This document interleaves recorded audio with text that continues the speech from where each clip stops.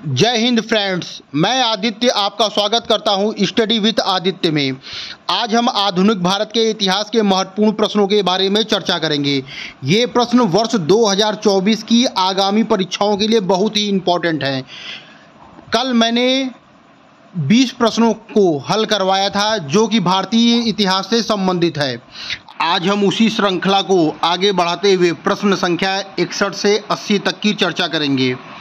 प्रश्न संख्या 61 इस प्रकार है। स्वतंत्र भारत के अंतिम गवर्नर जनरल कौन थे? इसमें पूछा है स्वतंत्र भारत के अंतिम गवर्नर जनरल कौन थे।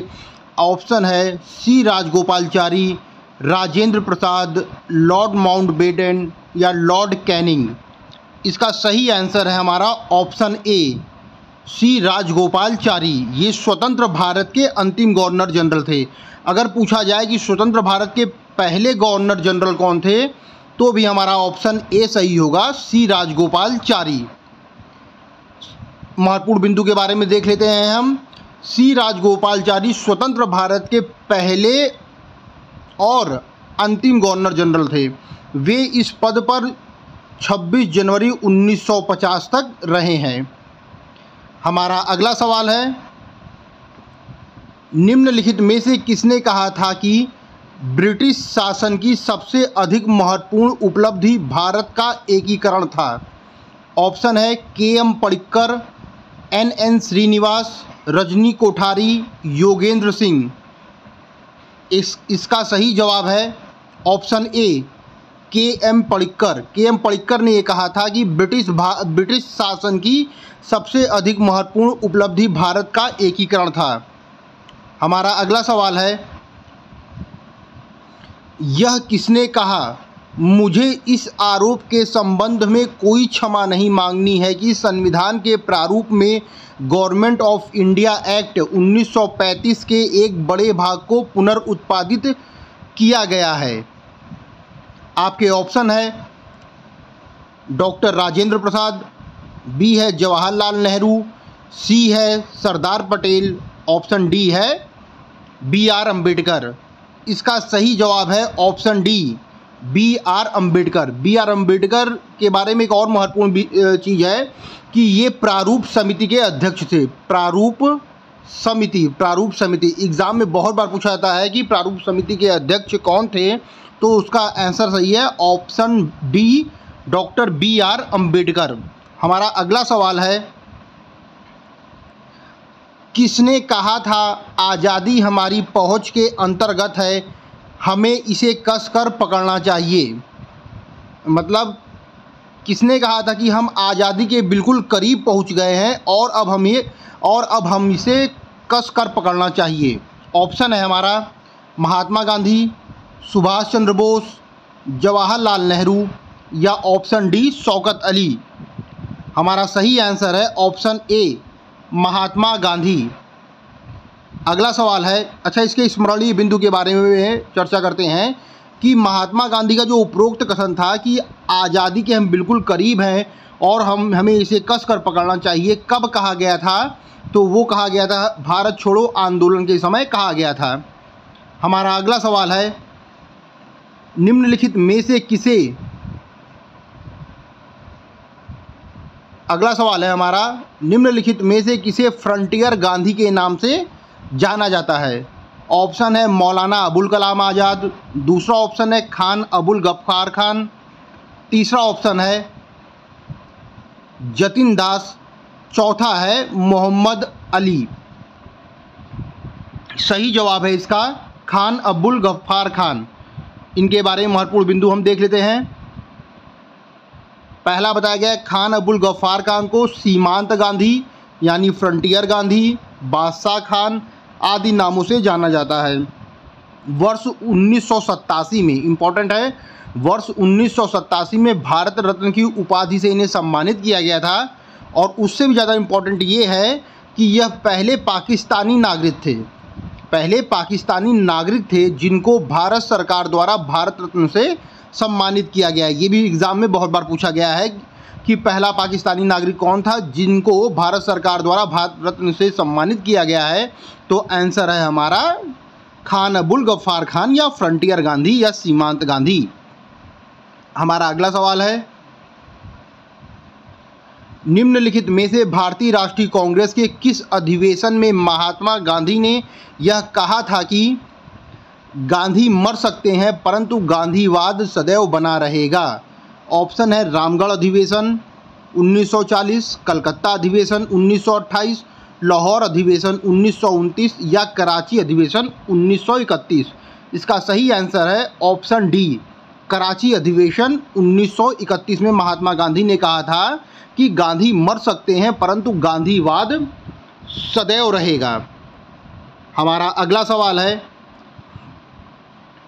मुस्लिम लीग एवं भारतीय राष्ट्रीय कांग्रेस के बीच राजनीतिक गतिरोध को दूर करने के लिए CR फार्मूला किसने बनाया था? ऑप्शन है जवाहरलाल नेहरू, चित्तरंजन दास, राजगोपालचारी, VP मेनन। अच्छा सवाल है, CR फार्मूला के बारे में पूछते हैं कि CR फार्मूला किसने बनाया था राजनीतिक गतिरोध को दूर करने के लिए? किनके बीच में? मुस्लिम लीग और भारतीय राष्ट्रीय कांग्रेस के बीच में राजनीतिक गतिरोध को दूर करने के लिए CR फार्मूला किसने बनाया था? इसका सही आंसर है ऑप्शन सी राजगोपालचारी ने। इन्हें राजा जी के नाम से भी जाना जाता है। हमारा अगला सवाल है, महत्वपूर्ण बिंदु के बारे में चर्चा कर लेते हैं। सी राजगोपालचारी मद्रास प्रांत के प्रभावशाली नेता के थे। कहाँ के? मद्रास प्रांत के प्रभावशाली नेता थे। इन्होंने मुस्लिम लीग एवं भारतीय राष्ट्रीय कांग्रेस के बीच में राजनीतिक गतिरोध को दूर करने के लिए जुलाई 1944 में दोनों पक्षों के मध्य समझौता कराने के लिए गांधी जी की स्वीकृति से एक योजना प्रस्तुत की थी। किसकी स्वीकृति से? गांधी जी की स्वीकृति से एक योजना प्रस्तुत की थी जिसे CR फार्मूला कहा जाता है, जिसे CR फार्मूला कहा जाता है। लेकिन जिन्ना ने इस फार्मूले को अस्वीकार कर दिया था। हमारा अगला सवाल है, गीता रहस्य नामक ग्रंथ किसके द्वारा लिखा गया था? इंपॉर्टेंट है। महात्मा गांधी, बाल गंगाधर तिलक, गोपाल कृष्ण गोखले या विनोबा भावे? हमारा सही जवाब है इसमें बाल गंगाधर तिलक। आइए बाल गंगाधर तिलक के बारे में कुछ महत्वपूर्ण बिंदु की चर्चा कर लेते हैं।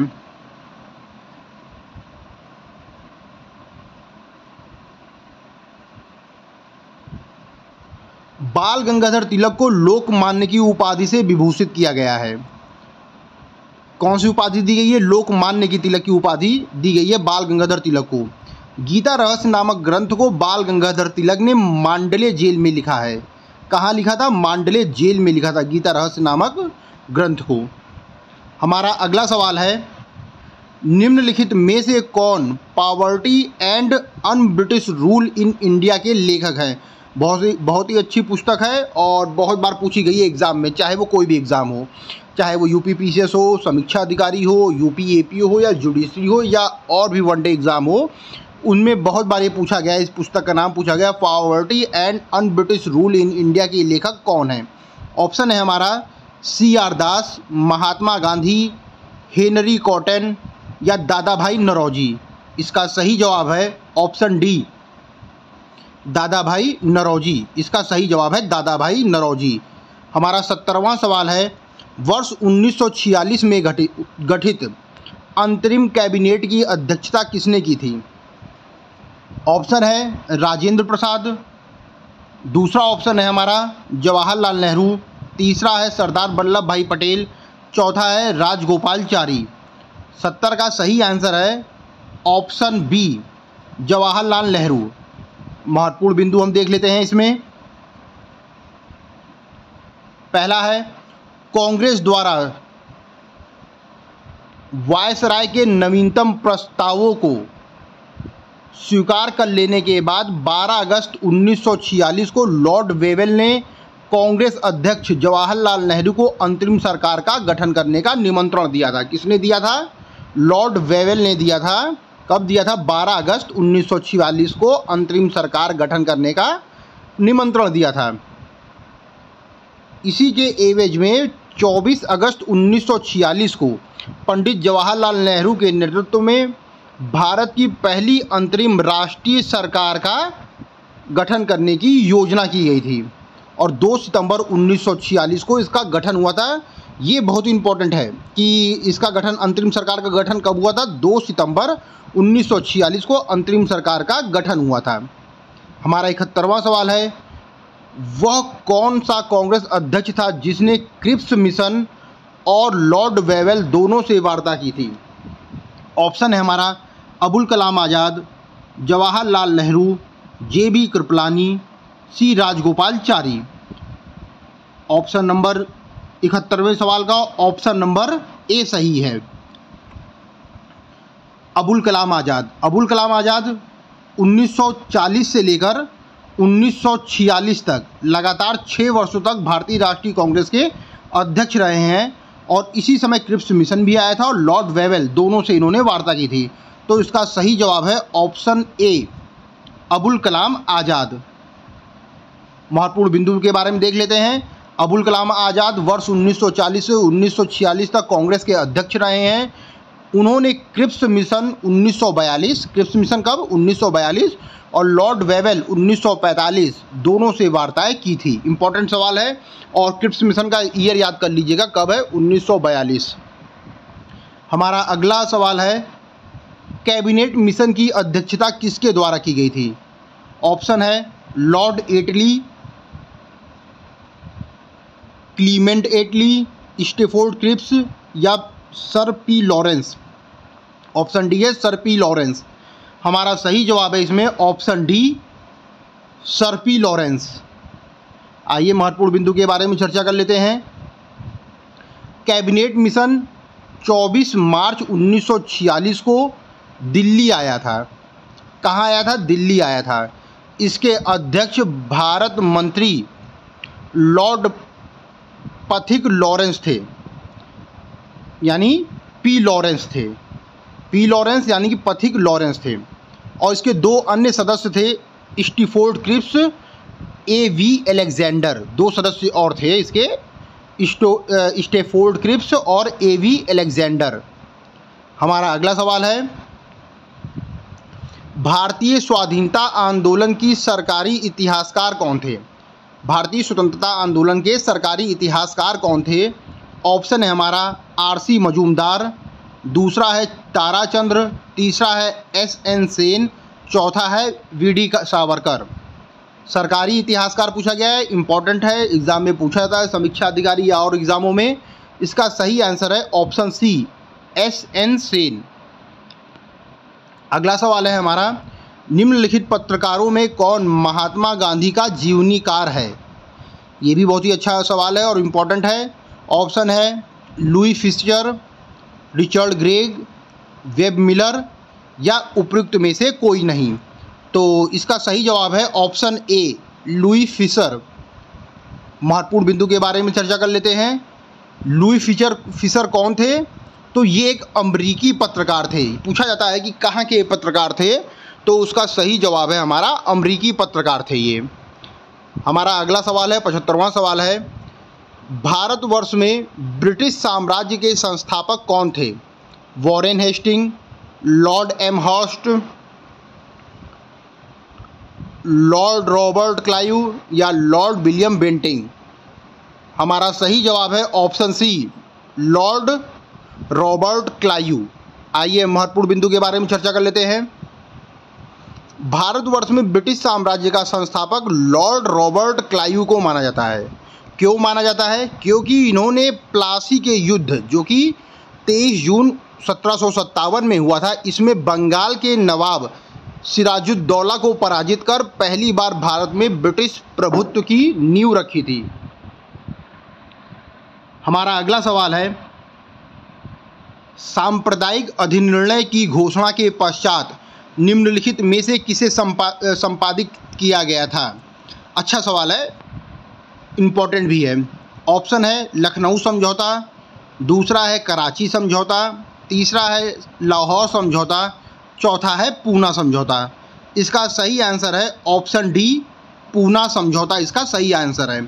सांप्रदायिक पंचाट के बाद क्या हुआ था? पूना समझौता हुआ था। महत्वपूर्ण बिंदु के बारे में देख लेते हैं। महत्वपूर्ण बिंदु क्या कह रहा है? महत्वपूर्ण बिंदु ये कह रहा है कि सांप्रदायिक पंचाट या अधिनिर्णय जो था वो 16 अगस्त 1932 को हुआ था और पूना समझौता उसके तुरंत बाद हुआ था, 24 सितंबर 1932 को हुआ था। अगर हमारा एग्ज़ाम में क्रम मिलाने के लिए भी आता है तो सबसे पहले सांप्रदायिक पंचाट हुआ था 16 अगस्त 1932 को, और उसके बाद हुआ था हमारा पूना समझौता 24 सितंबर 1932 को हुआ था। अगला सवाल है हमारा, आचार्य विनोबा भावे किस आंदोलन में भाग लेने के लिए प्रथम बार गिरफ्तार हुए थे? ऑप्शन है बारदौली आंदोलन, चंपारण आंदोलन, सविनय अवज्ञा आंदोलन या असहयोग आंदोलन। इसका सही आंसर है ऑप्शन सी, सविनय अवज्ञा आंदोलन। सविनय अवज्ञा आंदोलन में भाग लेने के लिए आचार्य विनोबा भावे पहली बार गिरफ्तार हुए थे। सविनय अवज्ञा आंदोलन 1930, इसका ईयर भी याद करना जरूरी है, इंपॉर्टेंट सवाल है। और विनोबा भावे के बारे में एक और भी बात है कि ये भूदान आंदोलन से संबंधित है। कौन सा आंदोलन था? भूदान आंदोलन। भूदान आंदोलन से ये संबंधित थे। हमारा अगला महत्वपूर्ण बिंदु, हाँ, आचार्य विनोबा भावे, भूदान आंदोलन। हमारा अगला सवाल है,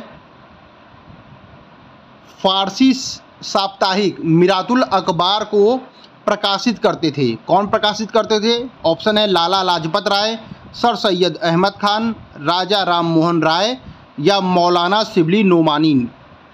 हमारा सही आंसर है ऑप्शन सी, राजा राम मोहन राय। आइए राजा राम मोहन राय के बारे में कुछ महत्वपूर्ण बिंदु के बारे में देख लेते हैं। राजा राम मोहन राय को भारतीय पुनर्जागरण का पिता कहा जाता है, भारतीय राष्ट्रवाद का पैगंबर कहा जाता है, भारतीय राष्ट्रवाद का जनक कहा जाता है, आधुनिक भारत का पिता कहा जाता है, प्रथम आधुनिक पुरुष एवं युगदूत कहा जाता है। ये पांचों चीज़ बहुत ही इंपॉर्टेंट है जो कि विभिन्न परीक्षाओं में पूछा जाता है। जैसे कि पूछ लिया जाएगा कि भारतीय राष्ट्रवाद का जनक कौन है, ऑप्शन दे दिया जाएगा, उसमें सही जवाब होगा राजा राम मोहन राय। हमारा अगला सवाल है, किस मुगल सम्राट के काल में इंग्लिश ईस्ट इंडिया कंपनी ने भारत में सर्वप्रथम अपना कारखाना स्थापित किया था? ऑप्शन है अकबर, जहांगीर, औरंगजेब, चौथा ऑप्शन है हमारा शाहजहां। सही जवाब है ऑप्शन बी जहांगीर। जहांगीर हमारा सही जवाब है। आइए हम महत्वपूर्ण बिंदु के बारे में चर्चा कर लेते हैं। जहांगीर के शासनकाल में इंग्लिश ईस्ट इंडिया कंपनी ने सर्वप्रथम 1611 में मसूलीपट्टनम अथवा मछलीपट्टनम में एक अस्थायी कारखाना खोला था। सबसे पहले क्या खोला था? एक अस्थायी कारखाना खोला था। कहाँ पर? मसूलीपट्टनम में वर्ष 1611 में। दूसरा महत्वपूर्ण बिंदु है वर्ष 1613 ईस्वी में सूरत में स्थापित कारखाना अंग्रेजों का प्रथम स्थायी कारखाना था। पहला स्थायी कारखाने की अगर बात की जाए तो कहाँ स्थापित किया गया था? सूरत में स्थापित किया था, वर्ष 1613 ईस्वी में स्थापित किया गया था। आज का हमारा अंतिम सवाल है, यानी कि 80वां नंबर का सवाल है, निम्नलिखित में से जिस एक शासक ने ईस्ट इंडिया कंपनी को दीवानी प्रदान की थी वह कौन था? ऑप्शन है फर्रुखसियर, शाह आलम प्रथम, शाह आलम द्वितीय या शुजाउद्दौला। हमारा सही जवाब है इसमें ऑप्शन सी, शाह आलम द्वितीय ने। शाह आलम द्वितीय ने ईस्ट इंडिया कंपनी को दीवानी प्रदान की थी। अब महत्वपूर्ण बिंदु के बारे में हम चर्चा कर लेते हैं।